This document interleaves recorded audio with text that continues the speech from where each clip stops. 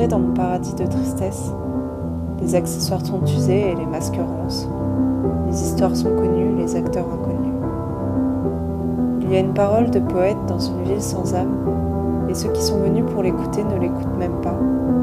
Et ceux à qui elle est adressée, ceux qui en ont le plus besoin, ne savent pas que nous sommes là. Et il n'y a aucun moyen de se faire entendre d'eux, de leur faire comprendre que nous sommes là pour eux. Parce que qu'on n'aime pas mon spectacle, ouais, qu'on n'aime pas mon personnage, voilà, c'est très très subjectif. Mais on ne rigole pas, même pas un rire.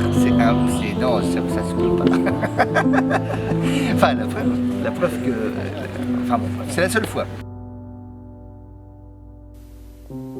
Bien sûr, quelquefois un adolescent nous remercie furtivement dans la petite rue étroite derrière le théâtre, comme cette fois-là à Vesoul. À peine le temps de lui tresser une couronne de fleurs et il s'est déjà enfui dans la nuit provinciale. On aurait pu parler avec lui, baigner notre apologie du drame dans le bleu de ses beaux yeux pleins de désirs inassouvis. On lui aurait parlé longtemps, de beau sur le trottoir sous la pluie fine, de la parole murmurée qui déclenche la tempête. Nous faisons du théâtre, jeune homme. Cela veut dire que depuis plus de 2000 ans, nous avons froid aux pieds et mal à la gorge pour que le poète ne soit pas qu'une hypothèse de papier, mais un dieu dansant dans l'absurdité du présent. Pour que la nostalgie conseille l'espoir. Mais trop tard. Il est parti.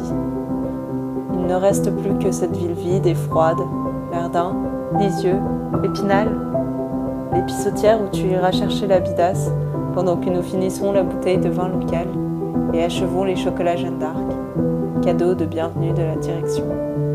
Travailler sur mon art, lire des textes, écouter de la musique, danser, bouger, travailler sur le corps, travailler sur l'expression, tout ça, ça j'en ferai à longueur de journée.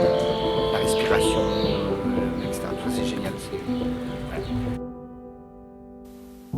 Et nous traversons la ville, cette nuit-là comme les autres, cette promenade dans Belfort pour trouver un restaurant chinois, et qui est fermé. Et nous retraversons la ville dans l'autre sens, pour trouver le seul restaurant ouvert après 9h30, et qui est fermé aussi. Et nous traversons la nuit jusqu'au salon industriel de la station-service.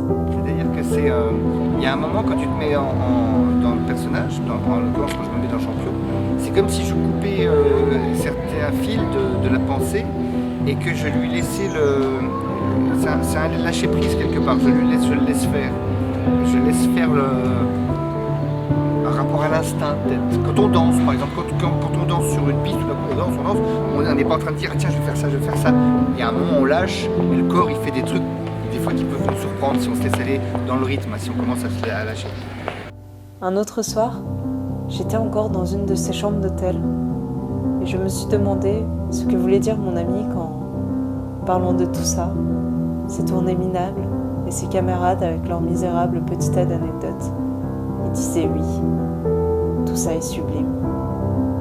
J'étais dans une chambre comme celle-là et je me disais que oui, il avait sans doute raison. Toute cette misère est sublime, bien plus sublime que les soirs de gala sous les lustres, bien plus sublime que les récompenses et les honneurs, plus sublime que l'or et le rouge de l'Odéon et du Châtelet. Mais à partir du moment où tu es artiste, c'est un grand mot, mais du coup les gens ils comprennent pas trop. Après, en termes au niveau du boulot, c'est plus un art qu'un travail d'abord, c'est-à-dire que c'est quelque chose qui s'arrête pas vraiment. Et vivre ainsi sans réponse est plus sublime que la gloire posthume. Et penser que d'autres, après nous et avant nous, sont passés sur ce chemin, sur ces planches, les mêmes gestes, les mêmes gloires d'un jour, les mêmes amertumes. Sublime, oui, plus que l'éternité. Voici le théâtre, les loges, les coulisses, l'entrée des artistes avec son fanal rouge. Nous avons eu notre jeunesse, et le voyage des comédiens reprend demain. La même mélancolie escorte la même exaltation. Et le plus âgé d'entre nous, qui joue les rôles du juge et du notaire, s'endort dans les coulisses sur une vieille malle à costume estampillée aux armes du Théâtre national populaire. Le sublime. Rien de moins.